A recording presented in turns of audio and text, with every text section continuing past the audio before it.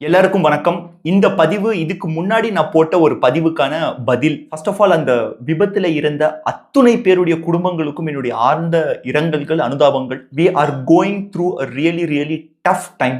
அதுல எந்த சந்தேகமும் கிடையாது. எனக்கு குறிப்பா இந்த வீடியோ ஏன் போடுறேன் அப்படின்னா, கமெண்ட்ஸ்ல நிறைய பேர் குறிப்பா இந்த சோ கால்டு ஏவியேஷனோட ஃபெனாட்டிக்ஸ் அப்படின்னு சொல்லிட்டு வர்றாங்க நிறைய பேர் வந்து ஒரு கமெண்ட் போட்டிருக்காங்க.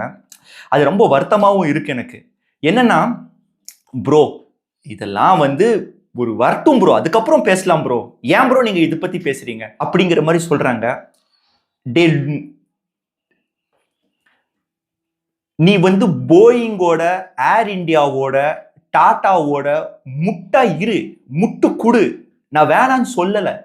ஆனா தப்பு தவறு எங்க நடந்தாலும் தப்பு தப்பு தானே. அதை ஏன் நீங்க புரிஞ்சுக்க மாட்டேங்கிறீங்க?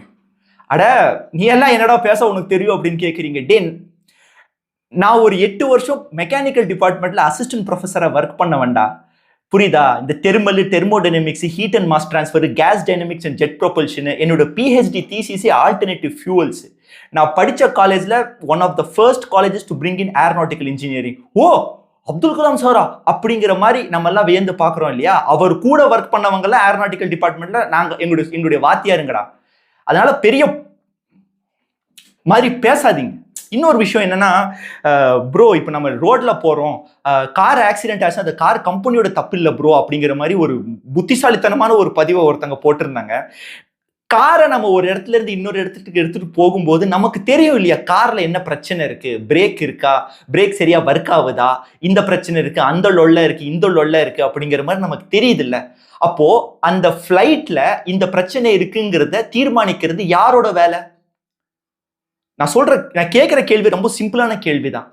இதை வந்து இவங்க செக் பண்ணியிருக்காங்கிறத உறுதி செய்யறது யாரோட வேலை? ஏர்கிராஃப்டோட வேலை. அண்ட் இதை கட்டமைக்கக்கூடிய இந்த கவர்மெண்ட் பாடியோட வேலை. இதெல்லாம் நம்ம கேள்வி கேட்டோம்னா எங்க கிட்டே வந்து எகிர்றீங்களேடா. உங்களுக்கு எல்லாம் டேய் வார்த்தை பேச வைக்காதீங்கடா, நான்லாம் டப்பி சாத்திட்டு கிளம்புங்கடா.